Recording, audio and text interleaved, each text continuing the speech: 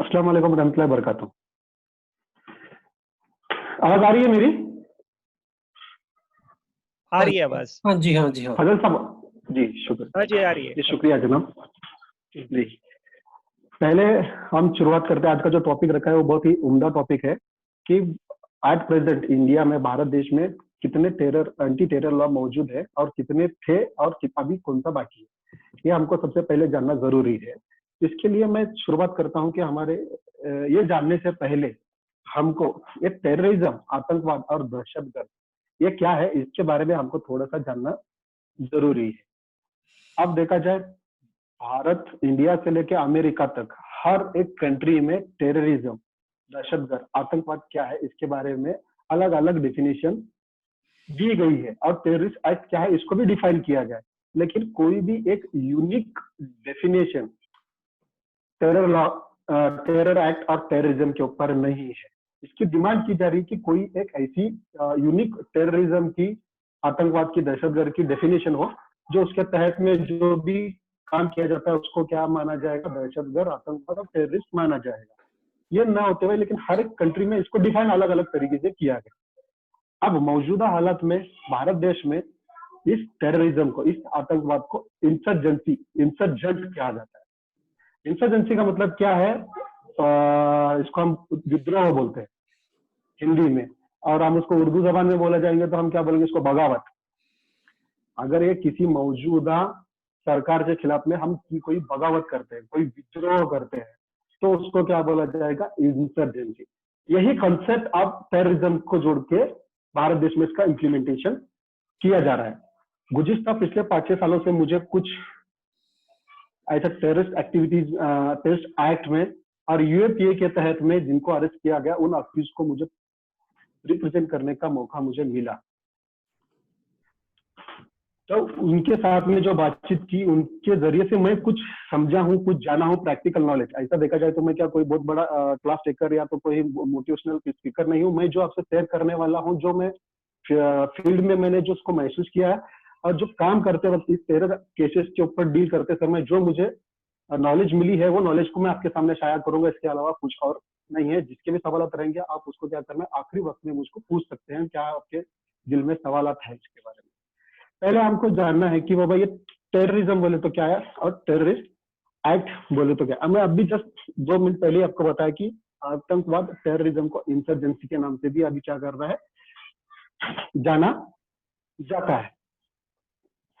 हम देखते हैं कि इस को हम एक आसान लफ्ज में, जो अभी हमारे पार्लियामेंट्री जो पार्लियामेंट में बोलते हैं, उनके आसान लफ्ज में हम आतंकवाद की अगर परिभाषा, उसकी डेफिनेशन देखा जाए तो उनका क्या कहना है कि ये जो दूसरा ग्रुप है, ये जो दूसरे लोग हैं, इनकी सोच हमारे राजनीतिक सोच से परे है, डिफरेंट है, अलग है। इसके लिए क्या है, ये टेररिस्ट है, ये आतंकवादी है, ये इंसर्जेंट है, ये क्या है, बगावत करते हैं, ये विद्रोह करते हैं। फॉर एग्जाम्पल हम लोग देखते हैं कि भीमा कोरेगांव का इशू लीजिए, ये जो रिसेंटली है 2008 का इशू है, और भीमा कोरेगांव की स्टोरी में कितने लोगों को अरेस्ट किया गया है आपको भली बात ही मालूम है। टोटल 9 लोगों को अरेस्ट किया गया है। ये जो 9 लोग है आम आदमी लोग नहीं है, ये आम आदमी नहीं है साहब, इसमें है टॉप लेवल के ह्यूमन राइट एक्टिविस्ट है जो इनको अरेस्ट करते हैं। अपने आसान भाषा में इसको बोलेंगे विच हंट। ये जो शुरू किया गया, ये इंसर्जेंसी के नाम पर इनको दबोचना शुरू किया है, क्योंकि इनकी एक सोच है, एक सोच को लेके आगे बढ़ रहे हैं। इस सोच को क्या कर रहे हैं, वो क्या दबा रहे हैं, इस सोच को क्या कर रहे हैं, खत्म करना चाह रहे हैं। तो हम देखते हैं कि इसमें जो पहले अरेस्ट होते हैं वो होता है वरवरा राव है, उसके बाद में से सुधा भारद्वाज है, महेश राउत है, सोमा सेन है, सुरेंद्र गडलिंग, एडवोकेट सुरेंद्र गडलिंग जो नागपुर हाईकोर्ट में प्रैक्टिस करने वाला है, वरवरा राव एक पोएट्री है, पोएट लिखने वाला है, सुधीर ढवले जो है एक दलित एक्टिविस्ट है, विद्रोह नाम के नाम से उसकी मैगजीन निकलती है। महेश राउत जो है वो क्या करता है, आदिवासी के लिए काम करता है। और उसी के साथ में जो 5 अरेस्ट बाद में हो गए, उसमें नाम आ जाता है रोना विल्सन का, एक केरला एक एक्टिविस्ट है। उसके बाद में आता है सुधा भारद्वाज का, अभी रिसेंटली अनिल तेलतुंबड़े अरेस्ट हो गया। फिर उसके बाद में से अब देखा जाए तो गौतम नवलखा एक रिनोन्ड ऑथर है, एक राइटर है, जो क्या करता है, जो गवर्नमेंट की नाइंसाफी के खिलाफ में लिखते रहते हैं। इन लोगों को क्या बोलते हैं, इंसर्जेंट बोलते हैं।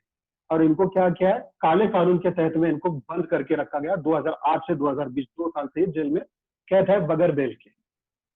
सेम चीज उठा के उन्होंने इम्प्लीमेंट कहाँ किया, दिल्ली नॉर्थ ईस्ट में जो अभी फिलहाल में जो दंगे हो गए, राइट्स हो गए, उसी ताल्लुकात से तुम आप भली बात जानते हो कि एक प्रेग्नेंट लेडी है सफूरा जगर, उसका कसूर इतना ही था कि वो एंटी सीए एनपीआर और एनआरसी जो प्रोटेस्ट चल रहे हैं उनको क्या कर रही थी, वो होस्ट कर रही थी। क्योंकि जो गवर्नमेंट है, मौजूदा गवर्नमेंट ने जो कानून पास किया है, जो सियासी सोच रखती है, वो सोच के खिलाफ इनकी सोच, क्योंकि हम ये कानून को नहीं मानते, क्योंकि ये कानून जो कॉन्स्टिट्यूशन ऑफ इंडिया है उसके खिलाफ है। जो कॉन्स्टिट्यूशन ऑफ इंडिया में जो हमको राइट्स दिए गए उसका क्या है, ये अल्ट्रा वायरस है, ये इसका उल्लंघन करते हैं। इसके तहत में इसको क्या किया गया है, तो यूएपीए ने इसके ऊपर लगा दिया। अभी तक उनका बेल नहीं है, बेल के लिए जद्दोजहद चल रहा है, हम इसके ऊपर बाद में डिटेल्स में बात करेंगे। अभी पिछली तारीख से लेकिन अभी तक ऐसा कहीं नहीं हुआ, ऐसा हिस्ट्री में तारीख में कहीं नहीं हुआ कि इतने पैमाने पर जो मुस्लिम नौजवान बच्चे जेलों में कैद है इस्लामिक आतंकवाद के नाम से। जब ये हम लोग ये ईयर देखते हैं तो 1989 का दौर से लेके ज्यादा से ज्यादा 2014-2015 के एंड तक जो इतनी लार्ज स्केल पे इस्लामिक आतंकवाद के नाम से जो नौजवान मुस्लिम बच्चे अरेस्ट हुए हैं, ऐसा तारीख में कभी नहीं हुआ। और तारीख में ये भी नहीं हुआ कि कौम ने भी कुछ नहीं किया इनके, चुप अपना देखते रहे, क्योंकि मेरा घर बच गया है, कहीं मेरे घर पे कहीं आंच ना है। जो अरेस्ट हो गए उनके घर पे जाके इवन पूछने तक नहीं गए, बस तुम्हारा हाल कैसा है, तुम कैसे हो, क्या है, खाना पीना कम है, क्योंकि अगर उनको पूछने जाएंगे तो कहीं हमको अरेस्ट ना कर ले, कहीं हमसे सवाल ना करना आ जाए। ये भी किसी हमारी उम्मत ने, हमारे कौम ने ये भी नहीं किया। आवाज तो जुल्म से सहना है, क्या है, जुल्म करने की मदद करने के जैसा है, हमने इसको भी नजरअंदाज किया। तो हम देखते हैं कि अमेरिका से लेके, इंग्लैंड से लेके, कनाडा से लेके, अफगानिस्तान में, पाकिस्तान, भारत, ऐसे कई देशों में जो मुस्लिम नौजवान क्या है, बंद है, इनके लिए कुछ नहीं किया गया। अब हमको सोचना है कि आतंकवाद कब पैदा होता है और कैसे पैदा होता है। आतंकवाद कब पैदा होता है और कैसे पैदा होता है। एक लेनिन है, मार्क्स जो लेफ्टिस्टिक ऑथर है, आप जानते हैं मार्क्स लेनिन को, उसने एक उसके बात, उन्होंने एक बात कही, आतंकवाद तब पैदा होता है जब स्टेट इंस्ट्रूमेंट ऑफ ऑपरेशन बन जाता है, स्टेट इंस्ट्रूमेंट ऑफ ऑपरेशन बन जाता है। तो क्या हो गया, कोई देश जाति का सामान बन जाता है। कोई देश जब किसी पर्टिकुलर कौम पे जाति का सामान बन जाता है, तब वो क्या हो जाता है, एक आतंकवाद को डेवलप होता है, बात होता है। हमारे जो पार्लियामेंट कहते हैं ना, मैं अभी आपको बात बताया, एक सियासी सोच रखने से दूसरी सियासी सोच रखने वाला क्या होगा, इंसर्जेंट आतंकवाद हो गया। इसमें हमको ये बोला गया है। हम लोग क्या करते हैं, ये आतंकवाद तो हमने देख लिया, अब आतंकवाद के कुछ प्रोफाइल देखेंगे, क्योंकि आतंकवाद को कैसे आ गए। मैं कुछ केसेस जो मैंने मेरे हिस्ट्री में मैंने पढ़े हैं, मैं उसके बारे में आपसे वजाहत करना चाहूंगा। एक मुंब्रा का केस है, 8 साल पहले पुराना केस है। उस केस में एक बंदे को अरेस्ट किया गया था सैटेलाइट टाउन मुंब्रा से। पुलिस जब उसको अरेस्ट करने के लिए जाती है, पुलिस वहां पे अरेस्ट करती है और उसको पूछताछ करना शुरू कर देती है फौरन, बाबा तू कहाँ था, कहाँ गया था, क्यों गया था, कैसे गया था, कहाँ से आया। उतने में क्या होता है, उसका जिस लड़के को अरेस्ट करने जाते हैं उस लड़के का फोन बजता है, उसको एक कॉल आती है। तो पुलिस पूछती है किसका कॉल है, तब वो लड़का बोलता है मुझे जिसने पाकिस्तान को ट्रेनिंग के लिए भेजा था उसी बंदे का कॉल है। तो पुलिस क्या बोलती है, एक काम करो, आप उसको क्या करो, बुला लो और उसको ये भनक मत लगने दो कि हम यहाँ पे हैं, पुलिस यहाँ पे आई है, आप उसको यहाँ पे बुला लो। तो लड़का क्या करता है, उस बंदे को जिसने उसको पाकिस्तान ट्रेनिंग के लिए भेजा था, उस बंदे को बुला लेते हैं।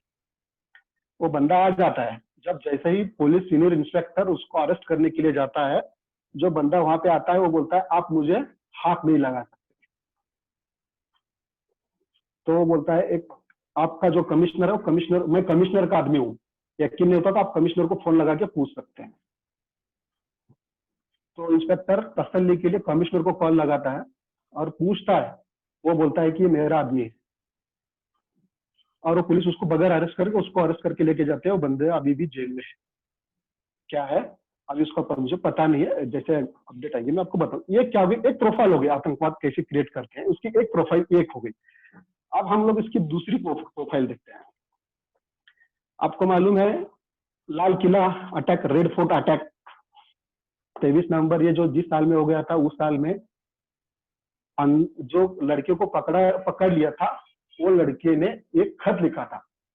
वो खत में उसने क्या लिखा था, कोर्ट को लिखा था कि मैं कई साल इंटेलिजेंस के लिए काम किया है, कई साल में सरकार के लिए काम किया है, इंटेलिजेंस ब्यूरो के लिए काम किया है, जहां पे मुझे ये लोग पैसे दिया करते थे और मुझसे काम लिया करते थे, और मुझे बोला जाता था, आप काम करने का उनका तरीका ऐसा था, उस बंदे को बोला जाता था आप क्या करना है, एक मुस्लिम मोहल्ले में मकान लेना है और नमाज पढ़ना शुरुआत करनी है, और जो नौजवान मुस्लिम बच्चे आते हैं जज्बाती, उनसे क्या करना है, दोस्ती करनी है, उनसे बढ़ावा कर, उनसे मेल जोल बढ़ाना है। तो उनके हिसाब से मैं क्या करता था, मुस्लिम मोहल्ले में घर लिया करता था मस्जिद के करीब, और नमाज पढ़ना शुरू कर देता। जो नौजवान बच्चे नमाज पढ़ने के लिए आते थे, उनसे मेल मुलाक और दोस्ती किया करता था ज्यादा, और उनका जहन मैं जिहाद के लिए उकसाता था, यानी जिहाद के लिए मैं उनका जहन बनाता था। जैसे ही कोई मुस्लिम बच्चे तैयार होते थे, 3-4 2-4, उनको मैं ट्रेनिंग के लिए भेज देता था। जैसे ही वो ट्रेनिंग से वापस आ जाते, मैं उनको गिरफ्तार करवा देता था।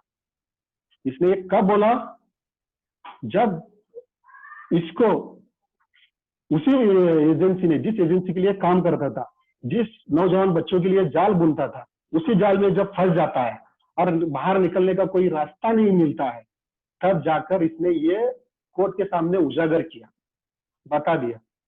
तो इस तरीके का एक दूसरा, ये क्या होगा, एक दूसरा प्रोफाइल होगा टेररिज्म का। और एक तीसरा प्रोफाइल हम इसको देखते हैं। एक कॉमन प्रोफाइल है जो आपने देखा होगा, 1989 से ये प्रोफाइल चलते आ रहा है टेररिज्म का, टेररिस्ट का, और इसमें कैसे हम लोग इसको देखते हैं। वो ये है कि एक जगह पे कुछ नौजवान आ जाते हैं मिलने के लिए, और उसी जगह दूसरे तरफ से कुछ लड़के, कुछ लोग आ जाते हैं। मंशा उनका ये होता है कि एक को हथियार देना है, एक को हथियार लेके चले जाना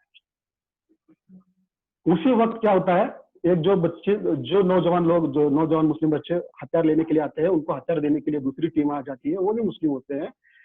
उसी वक्त पुलिस आ जाती है, रेड मारते हैं और उनको गिरफ्तार किया जाता है। लेकिन कई इसमें केसेस में देखा है, जो हथियार देने वाला गिरफ्तार नहीं होता है, हथियार लेने वाले ही इसमें ज्यादातर गिरफ्तार होते हैं। ये जो क्या है, कॉमन प्लेटफॉर्म है ये, है ना। इसी तरह से जो है जलीस अंसारी, आप जानते हो कि नाम सुने होंगे इसका, जलीस अंसारी का। जलीस अंसारी इसी तरह से अरेस्ट हो गया था कि कॉमन प्लेटफॉर्म, इसी तरह से बच्चों को फंसाया जाता था, उनको बहलाया जाता था, उनको फुसलाया जाता था। अब देखा जाए तो हम दूसरी तरफ से हम देखेंगे 1997 के जो आरोपी थे, उनको भी इसी पैटर्न के तहत में उनको पकड़ लिया गया था और अरेस्ट कर लिया गया था, और उनके ऊपर टेरर चार्जेस लगाए गए। अब सोचना यह है कि इसमें जो आंदोलन करना, अब क्या है, फिलहाल में ये सोच को उन्होंने बदल दिया।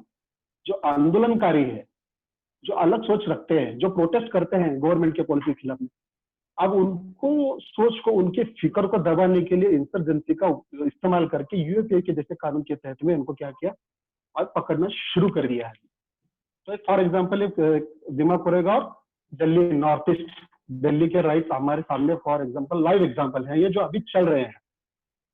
इसी का एक हवाला मैं देता हूं। एक मेजर जनरल है BM दत्ता,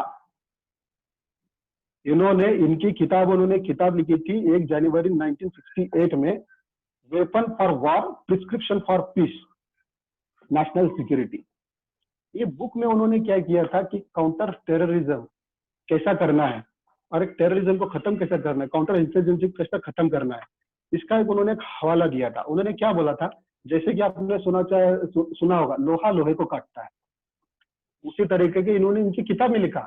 किताब कौन सी है वो, weapon for war, prescription for piece. इसमें उन्होंने बोला अगर कोई भी टेररिज्म को, इंसर्जेंसी को खत्म करना है तो खुद का टेररिज्म क्रिएट करो, खुद की इंसर्जेंसी क्रिएट करो, फिर उनको हत्या, उनके पास हथियार दे के उनको पकड़ो और उनको मारो।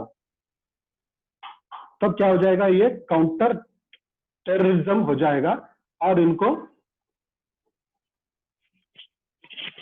हेलो आवाज आ रही है, इनको खत्म किया जा सकता है। इसकी तरह से उन्होंने इस बुक में क्लियर कट इसने लिखा और बोला कि काउंटर टेररिज्म खत्म करने का यह तरीका है। उसी का अनुकरण करते हुए एक बुक और एक लिखी गई, open secret, Indian intelligence unveiled. Author इनका है, आईबी का जॉइंट डायरेक्टर है मलाई कृष्णधर। इन्होंने क्या लिखा, इन्होंने एक बुक लिखी ओपन सीक्रेट। इन्होंने क्या बोला, 1987 और 1984 का जो दौर था, 1984 से लेकर 1987 का जो दौर था, उस दौर में अफगानिस्तान का और बर्रे सगीर के तरफ के जो हालात है बहुत ही खराब हो रहे थे। उसमें हमने भाग लिया था कि वो कहीं इंडिया के मुसलमान भी कई मिलिटेंट की तरफ रुजू ना हो जाए, ये रुजू ना हो जाए। इसके लिए हमने क्या कर दिया कि हमने पहले ही भाग लिया और इस जो काउंटर टेररिज्म और काउंटर इंसर्जेंसी, लोहा लोहे का काटा, इस थ्योरी का हमने यहाँ पे इस्तेमाल किया। हमने खुद का टेररिज्म पैदा किया और टेररिज्म को खत्म करने में हम बहुत अच्छी तरह से कामयाब हो गए। इन्होंने ये बता दिया। अब हमको क्या करना, हमने अभी ये देख लिया कि कितने आतंकवाद, बोले तो क्या आतंकवाद कैसे पैदा होता है और आतंकवाद की प्रोफाइल क्या थी। अब हमको ये देखना है कि एंटी टेररिज्म लॉ इंडिया में कितने थे। Total 3 anti terrorism law India में थे। इसका पहला हम देखते हैं टाडा, दूसरा है पोटा, तीसरा है यूएपीए और चौथा जो है स्टेट लेवल का है एमसीओसी, मोकोका, महाराष्ट्र ऑर्गेनाइज कंट्रोल क्राइम, 1999। अब शुरुआत में टाडा के बारे में थोड़ा बहुत जानकारी लेंगे। टाडा का फुल फॉर्म है terrorist and descriptive activities act 1987। कोई भी कानून जब बनता है, कोई भी कानून को जब लाते हैं, कोई भी चीज अगर इम्प्लीमेंट होती है तो उसके पीछे कोई ना कोई वजह होती है, कोई ना कोई रीजन होता है। ऐसी कोई तो घटना घटती है, उसकी वजह से ये कानून बनाने के लिए हिंदुस्तान को जरूरत महसूस हुई, इसके लिए कानून बना है। अगर टाडा वजूद में आने का रीजन क्या था, आपको मालूम है 1984 से और 1980 से लेकर 1984 के टाइम पे खालिस्तान मूवमेंट बहुत जोरों शोरों से चल रहा था। उसको सप्रेस करने के लिए उस टाइम पे इंडिया को जरूरत महसूस हो गई कि बाबा हमको एक एंटी टेररिज्म लॉ लाना बहुत जरूरी है। जो ऐसे जो मूवमेंट्स आ रहे हैं, ये मूवमेंट को हमको हम क्या कर सकते हैं, काउंटर फिट कर सकते हैं, इनको खत्म कर सकते हैं। ये जो टाडा आ गया, ये टाडा का मिसयूज होने लगा। टाडा कितने साल रहा, 1987 से लेकर 1995 तक ये मौजूद रहा। इस कानून को काला कानून क्यों कहा जाता है? जहां तक देखा जाए, जो भी कानून कॉन्स्टिट्यूशन ऑफ इंडिया के समान हो, उसके with in the framework of constitution अगर वो कोई भी कानून बैठता है तो वो कानून को कानून माना जाएगा। अगर कोई भी कानून कॉन्स्टिट्यूशन ऑफ इंडिया के ऊपर जाता है तो कानून कानून नहीं है, उसको खत्म कर दिया जाता है। लेकिन इस जो टाडा है, ये टाडा के कानून में कुछ बदलाव किया गया था और इसको समझने में काफी टाइम लग गया कि बाबा ये काला कानून है, ये आइन के खिलाफ है, जो कॉन्स्टिट्यूशन ऑफ इंडिया के खिलाफ है। इस कानून में क्या तब्दीली की गई थी, हम इसको देखना जरूरी है। टाडा के बारे में इसके डेफिनेशन इसको तैयार हुई थी, टेररिस्ट एक्ट क्या। इसके पहले एक टेररिस्ट अफेक्टेड एरिया एक्ट आया था, टेररिस्ट अफेक्टेड एरिया एक्ट, यानी कुछ हिंदुस्तान में, भारत में कुछ ऐसे जगह है जो क्या है, टेररिस्ट अफेक्टेड है। वो कानून हमको जानना उतना जरूरी नहीं है, इसके लिए मैं इसके बारे में नहीं बताऊंगा, लेकिन ये कानून हमको जानना जरूरी है कि अभी के मौजूदा हालात को जानने के लिए पिछली हिस्ट्री भी हमको जानना जरूरी होती है कि ये कानून क्यों आए थे और क्यों बंद हो गए, इसके रीजन है। तो ये टाडा है, टेररिस्ट एंड एक्टिविटीज एक्ट 1987। इसमें कुछ तब्दीलियां की गई, कुछ पावर्स पुलिस ऑफिसर को दिए गए थे और क्या क्या दिए गए थे हम इसको थोड़ा सा ब्रीफ में शॉर्ट में देखते हैं। टेररिस्ट एक्ट को, इसमें एक्टिविटीज को अच्छी तरह से डिफाइन किया गया और दूसरी तरह से क्या बोला गया कि बेल के ऊपर रिस्ट्रिक्शन डाला गया। जब कोई टाडा के अंदर बुक होता है तो उसको बेल नहीं दिया जाएगा। एक ऐसे प्रोविजन निकाले गए और उसमें जो पुलिस ऑफिसर के पावर्स को इनहांस किया गया, उनके पावर को बढ़ाया गया। कोई भी बियर सस्पेक्ट है किसी आदमी के ऊपर तो पुलिस को राइट है उसको डिटेन करे, और संशय के आधार पे फला फला जगह पे हम गए थे, लेकिन वहां जाने के बाद में से हमने देखा कि फजल नाम का व्यक्ति है, वो टेररिस्ट एक्टिविटी में मुब्तला था। हमको ऐसा डाउट लगा कि इसके लिए हमने इसको अरेस्ट किया, लाया। अब बर्डन ऑफ जो प्रूफ है, प्रूफ करने का वो फजल का हो जाएगा कि वो मैं नहीं था, मैं टेरर एक्टिविटी में नहीं हूँ, मैं भारत का नागरिक हूँ, मैं कानून का पालन करने वाला हूँ, मैं मेरा बिजनेस करता हूँ, ये करता हूँ। ये प्रूफ करने का काम, इनोसेंट प्रूफ करने का काम किसका हो गया? एक्यूज का हो गया। ये बर्डन ऑफ प्रूफ शिफ्ट कर दिया। लेकिन आमतौर पे केसेस में क्या हो जाता है, अगर कोई एलिगेशन लगाता है किसी पर तो उस ऑर्गेनाइजेशन, उस संस्था को, उस पुलिस ऑफिसर को, उस एजेंसी को प्रूफ करना पड़ता है कि वो भाई एलिगेशन तुमने लगाया, सो क्यों लगाया और उसके पीछे का सबूत क्या है। लेकिन इसमें क्या है, उल्टा कर दिया। सस्पेक्ट, संशय, डाउट, बस हो गया, इतना ही इनफ है। इनको लाके खड़ा कर दिया आरोपी के डिग्री। अब तुम बताओ, तुम बेगुनाह कैसे है? हमारा काम है सिर्फ तुम्हारे पे डाउट करना। ये जो पावर्स है इसमें इनहांस कर दिया गया। और दूसरा क्या कर दिया, इसके लिए एक अलग सा कोर्ट सेटअप कर दिया, टाडा कोर्ट, स्पेशल कोर्ट, इसको एक सेटअप कर दिया। और जो भी केसेस चलेंगे ये टाडा के तहत में चलेंगे, और इसके लिए एक स्पेशल कोर्ट बैठेगा और कोर्ट उसमें बताएगा। ठीक है।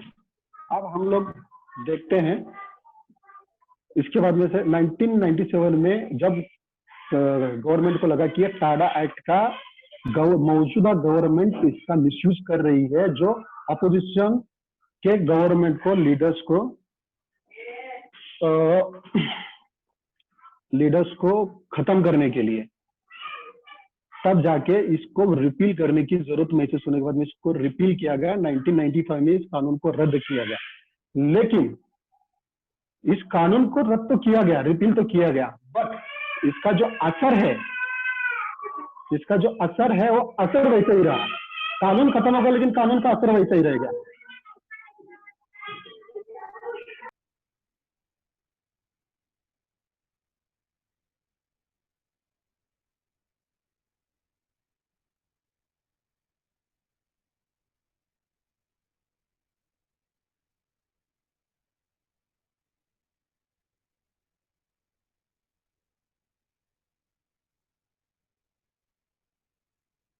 सॉरी फॉर डिस्टर्बेंस, थोड़ा सा बैकग्राउंड आवाज बहुत आ रही थी, उसको जरा बंद किया। हाँ, हम क्या थे इसमें, ये जो टाडा को 1995 में रिपील किया गया, इसको इसका ज्यादा मिसयूज हो रहा है।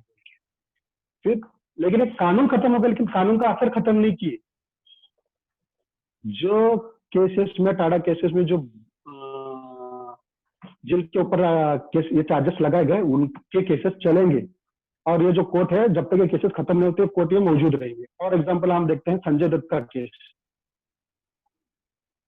संजय दत्त का केस में पता चलेगा कि ये टाडा केस जो है ना, टाडा के तहत में उसको 5 साल की सजा हो गई। कानून तो कभी 1995 में खत्म होगा, लेकिन उसका असर कब रहेगा, जब तक ये केस का पूरा आखिरी तक इसका क्या होता, डिसीजन नहीं आता, जजमेंट नहीं आता, तब तक ये केस चालू रहा। अब देखते हैं इसके बाद में से 1999 में एक इंडिया का एरोप्लेन IC-184 हाईजैक किया गया था और उसको कंधार लिया गया था। और उसी के बाद में पार्लियामेंट अटैक हो गया था 2001 में। ये जो प्लेन हाईजैक और पार्लियामेंट अटैक, ये दोनों एक्टिविटीज होने के बाद में से पार्लियामेंट में एक आवाज उठने लगी कि बाबा ये टेररिस्ट एक्टिविस्ट बहुत बढ़ते जा रही है, इसको हमको क्या करना है, खत्म करना है, प्रिवेंट करना है। इसके लिए अब एक एंटी टेररिज्म लॉ इंडिया में इनेक्ट करना बहुत ही जरूरी है। हमको क्या करना है, इसको इनेक्ट करना पड़ेगा। यह आवाज के ऊपर एक कानून बनाया गया, उसका नाम है POTA, prevention of terrorist activities act 2002।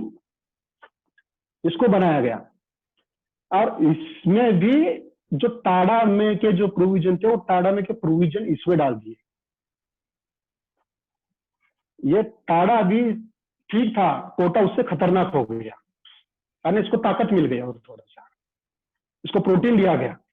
और इसमें कुछ इनेक्टमेंट लाए गए तो जो ऐसी थी, इसमें क्या आ गया, सस्पेक्ट को डिटेन करना और डिटेन करने के बाद में से 180 डेज तक कस्टडी में रखना। आम तौर पे कानून में क्या है, कोई भी अपराधी को बगैर चार्जशीट के 90 दिन तक तुम कस्टडी में रख सकते, उसके अलावा 1 मिनट भी तुम ज्यादा नहीं रख सकते। लेकिन पोटा में क्या किया गया, इसका लिमिटेशन बढ़ाया गया। इन्वेस्टिगेशन एजेंसी को चांस दिया गया, तुम किसी भी सस्पेक्ट को गिरफ्तार करो, उसके ऊपर ऑफेंस सिद्ध साबित हो या ना हो, चार्जशीट फाइल होने करने के लिए तुमको 90 दिन का नहीं 180 दिन का समय दिया जाता है, 6 महीने का वक्त आपको दिया जाता है, आप जो करना है करो। इसने वाइड इनाउंसमेंट पावर इसमें दिए गए। लेकिन आमतौर पर आम कानून में क्या है, इतनी नहीं है, 90 डेज का है।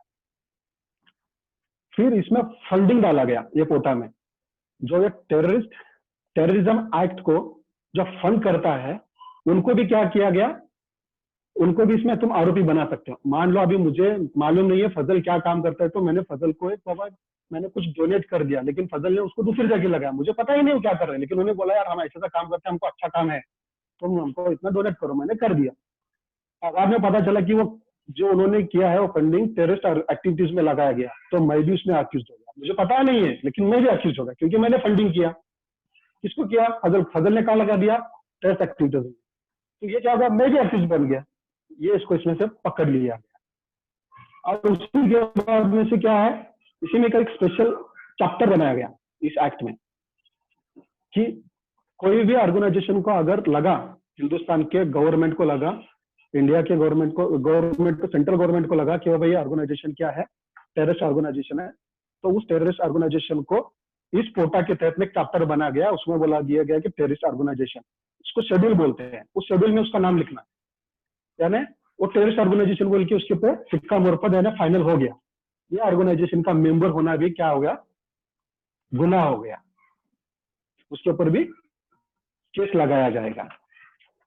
अब हम देखते हैं ये जो पोटा है, पोटा क्या, उसका मिसयूज इतना भयंकर हो गया कि सिर्फ 2 साल चला कानून, ये 2002 से लेकर 2004 तक, ये 2 साल में 20,000 मुस्लिम बच्चों को, नौजवान बच्चों को इस कानून में पकड़ाया। तब ये जब सोनिया गांधी को समझ में आ गया कि बाबा इसका मिसयूज बहुत ज्यादा हो रहा है, तो उन्होंने क्या कर दिया, इस कानून को भी बदल दिया, रिपील कर दिया। लेकिन ये क्या बोलते हैं उसको, सबसे बड़ी जो टोपी है ना मुस्लिम लोगों को पहनाने वाली, ये टोपी है। यानी तुम एक तरफ क्या कर रहे हो, कानून खत्म कर रहे हो, लेकिन वही कानून को खत्म करके वो कानून के जो प्रोविजन है दूसरे रास्ते से दूसरे कानून में डाल रहे हो। तो 2004 में उन्होंने इसको रिपील करके यूएपीए में कुछ कानून, इसके जो प्रोविजन है यूएपीए में ढकेल दिए। और उसी के साथ में Maharashtra organise control crime NCOC को भी इनेक्ट किया। एनसीओसी 1999 में इनेक्ट किया, लेकिन उसका उपयोग नहीं किया। क्योंकि उसका उपयोग क्यों नहीं किया गया, क्योंकि यह पोटा था, पोटा रहने की वजह से उस कानून का इस्तेमाल नहीं किया गया।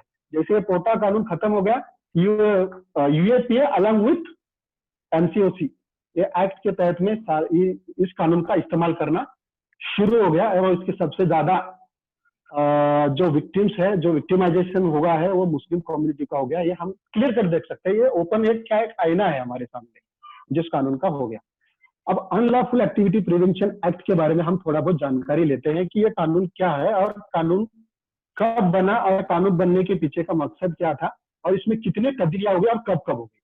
ये यूएपीए जो कानून है, ये यूएपीए कानून की ओरिजिनिटी जो होती है वो होती है इसमें सीएलए एक्ट यानी क्रिमिनल लॉ अमेंडमेंट एक्ट 1908 1908 में, जब ब्रिटिश रूल किया करते थे यहाँ पे। 1908 में जब अंग्रेजों को लगा कि बाबा इसमें स्वतंत्र देश आजाद करने के लिए बहुत ज्यादा जद्दोजहद हो रही है और बहुत ज्यादा ऑर्गेनाइजेशन क्या कर रहे हैं, उठाव कर रहे हैं, मूवमेंट्स कर रहे हैं, इनको हमको क्या करना है, सप्रेस करना है, इनको दबाना है, तो एक कानून की जरूरत है। तो उन्होंने क्या बोला, सीएल एक्ट हम लोग इसमें लाएंगे। और वो सीएल एक्ट में उन्होंने कुछ प्रोविजन डाल दिए। उसमें उन्होंने लिख दिया अनलॉफुल असेंबली।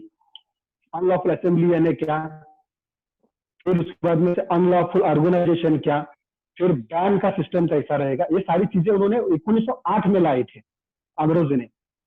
यानी हम लोग अभी 5, 10, 12 लोग हम अगर एक हॉल में बैठे हैं, अगर कुछ हम गलत एक्टिविटीज के बारे में डिस्कस कर रहे हैं, अगर वहाँ कोई सरकारी आदमी आ जाता है, उनको लगा कि बाबा ये लोग बैठे हैं, ठीक है, लेकिन काम ये क्या है, बिजनेस के बारे में और गपशप मार रहे हैं, तो ये लॉफुल असेंबली हो गई। अगर ये गलत एक्टिविटीज के इरादे से बैठे हैं, हथियार के साथ में बैठे हैं, वेपन्स के साथ में बैठे हैं, तो वो देखेगा और वो बोल देगा ये अनलॉफुल असेंबली, इसको अनलॉफुल असेंबली डिक्लेयर करेगा।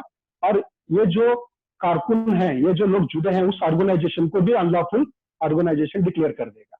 ये कब है? 1908 में। ये कानून जब हमारा भारत देश स्वतंत्र हो गया, स्वतंत्र होने के बाद में से जो भी इंडियन कानून या फिर ब्रिटिश कानून थे, वो कानून को आफ्टर इंडिपेंडेंस लागू करना है, तो उसके लिए उन्होंने क्या कर दिए थे, भारत सरकार ने क्या किया था, अडॉप्शन एक्ट 1950, अडॉप्शन एक्ट 1950।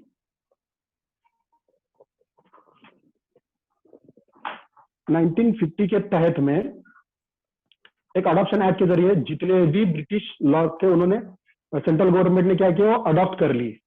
इसके लिए हम लोग जो भी एक्ट का साल देखते हैं, वो क्या होता है, ये हमारा जो भारत देश आजाद होने के पहले का साल निकलता है, क्योंकि अडॉप्ट किए हैं, ये अडॉप्ट किए। फिर इसको इंदिरा गांधी को महसूस हुआ कि बाबा उसके गवर्नमेंट गिराने के लिए बहुत सारी मूवमेंट चल रही है 1967 के दौर में, तो उन्होंने क्या किया, कानून लाना हमको जरूरी है। इसके लिए उन्होंने क्या कर दिया, इस सीएलए एक्ट को, क्रिमिनल लॉ अमेंडमेंट के कुछ प्रोविजंस, कुछ तरतूदी को लिया और एक नया कानून बनाया, उसको दिया नाम अनलॉफुल एक्टिविटी प्रिवेंशन एक्ट। ये सबसे पहला कानून है जो एंटी टेररिस्ट लॉ बना, लेकिन ये कानून उतना स्ट्रिक्ट नहीं था, वो काला कानून नहीं था, क्योंकि उसमें क्या था कि बाबा कुछ लोग जमा हो गए, कुछ गैर कानूनी कर रहे, उनको अनलॉफुल असेंबली डिक्लेयर करो, उनके ऊपर केसेस फाइल करो, और वो क्या है, उनको बेल आसानी से बेल मिल जाती थी, 2 महीने 3 महीने के अंदर बेल मिल जाती थी। लेकिन इसका जो मिसयूज करना शुरू हो गया, एक्चुअली हो गया 2004 से, पार्लियामेंट अटैक के बाद में। इसका पहला अमेंडमेंट जो हो गया यूएपीए में, अनलॉफुल एक्टिविटी प्रिवेंशन एक्ट, यानी इसका मतलब गैर कानूनी प्रतिबंधात्मक अधिनियम। 2004 में इसका पहला अमेंडमेंट हो गया। इस अमेंडमेंट में उन्होंने क्या क्या कर दिया, पहला क्या है, इसको फंड रेज करना, किसी टेररिस्ट ऑर्गेनाइजेशन के लिए फंड रेज करना, उसको क्रिमिनल एक्ट में डाला गया। फिर कुछ प्रॉपर्टीज टेररिस्ट एक्टिविटीज के लिए इस्तेमाल करना, उसको क्या बोला था, प्रोसीड्स ऑफ टेररिज्म। अभी मुझे फंड जमा किया, फंड जमा करने मुझे कुछ कार्रवाई करने, कुछ एक्टिविटीज करनी है, इसके लिए मुझे एक हॉल की जरूरत पड़ती है, एक गेस्ट हाउस की जरूरत पड़ती है, मीटिंग हॉल की जरूरत पड़ती है, कार की जरूरत पड़ती है, लिक्विड अमाउंट की जरूरत पड़ती है। तो ये जो मैं ले रहा हूँ, उसको क्या एक कंसेप्ट डाल दिया, प्रोसीड्स ऑफ टेररिज्म। इसके तहत में जितने भी जो तुम जमा करोगे, प्रॉपर्टी जमा करोगे, उसको प्रोसीड ऑफ टेररिज्म के तहत में सीज करने का प्रोविजन लाया गया, उसको क्या है, जब्त करने का प्रोविजन लाया गया। फिर उसके बाद में से कोई भी टेररिस्ट ऑर्गेनाइजेशन को सपोर्ट करना फंड रेज के ताल्लुका से, उसके लिए भी उसको बैन किया है, उसको भी इसकी कैटेगरी में, उसके अंडर लाया गया इस कानून के बाद में। और चार्जशीट फाइल करने के लिए मैंने जैसा बताया 180 डेज का समय दिया गया इसमें। पहले जब में 90 डेज था, तो उसको 180 डेज में तब्दील कर दिया, यानी 6 महीने तक तुम चार्जशीट कोर्ट में फाइल कर सकते हो, तब तक वो ऐसे ही सड़ा रहेगा 6 महीने तक बिना बेल का। बस चार्जशीट आने के बाद में वो बेल की प्रोसेस शुरू करेगा, फिर वो 2 साल 1.5 साल बेल मिलने के लिए 4 साल 5 साल लगना शुरू हो गए। फिर उसके बाद में से इसको क्या गया, 2008 में भी अमेंड किया गया, मुंबई अटैक के बाद में इसको अमेंड किया गया, होटल ताज के बाद में से इसको अमेंड कर दिया गया। फिर अमेंड करने के बाद में से इसमें क्या डाल दिया, इस डेफिनेशन में टेररिस्ट एक्ट को बड़ा एकदम एक्सपांड किया गया, और इसके अंदर में जो है इकोनॉमिक सिक्योरिटी, काउंटर फिटिंग और इंडियन करेंसी के रिलेटेड जो ऑफेंस है, उसको इसमें लाया गया। आपको इसके बारे में थोड़ा ये बता दूं कि टोटल 8 देश, 8 कंट्रीज ने मिलके एक एफटीए बनाया था, यानी क्या, financial action task force, FTA 1989 में। इसका मकसद ये था, 8 देशों ने मिलके ये बनाने का मकसद, FATF ये बनाने का, फाइनेंशियल एक्शन टास्क फोर्स बनाने का मतलब क्या था कि बाबा हर कंट्री में ब्लैक मनी बहुत ज्यादा है, और ये ब्लैक मनी की वजह से ही क्रिमिनल एक्टिविटी ज्यादा बढ़ रही है उस हर एक कंट्री में। तो ये ब्लैक मनी को कैसे कर्व कर सकते हैं, कैसे इसको खत्म कर सकते हैं, इसका मेन मकसद ये था एफटीए का, फाइनेंशियल एक्शन टास्क फोर्स। ये 8 देशों ने मिलकर 1989 में बनाया था।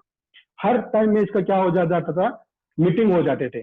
फिर कुछ रीजन की वजह से पाकिस्तान को इसमें से ब्लैक लिस्ट में डाला गया, तो फिर ये सिर्फ 7 स्टेट रह गए, 7 कंट्रीज रह गए। इसके लिए कभी इसको क्या बोला जाता है, इसको प्रॉपर नाम G7 भी बोला जाता है इसको, ये G7 उन्होंने क्या बना दिया। फिर वहां पे क्या गया, हर एक कंट्री में एक लॉ होना चाहिए जो मनी लॉन्ड्रिंग को कर्व कर सके। इसके लिए इंडिया में एक कानून आया, ये मेरे ख्याल से 2001-2002 के आसपास ये मीटिंग हो गई थी G7 की इंटरनेशनल लेवल पे। उन्होंने तब एक एक्ट बनाने का उन्होंने कर दिया, PMPLMA, ये एक्ट ला गया। इसका क्या है, prevention of money laundering act,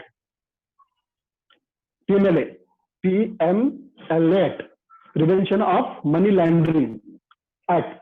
ये एक्ट बनाया गया और ये एक्ट के तहत ये सारे पावर्स ईडी को दिए गए, इन्फोर्समेंट डायरेक्टरेट, इसको जो अपन बोलते हैं ना, ईडी की इंक्वायरी आ गई, ये आ गई, या ईडी इसको डील करेगी, बाकी एजेंसी इसको डील नहीं करेगी इस एक्ट के तहत में। ये एक्ट के अंदर के जो प्रोविजन है, जो पावर्स है, जो भी प्रोविजन है, इसको ईडी को दिए गए। हम इसके अंदर नहीं जाएंगे, ईडी क्या है, पीएमएल एक्ट क्या है।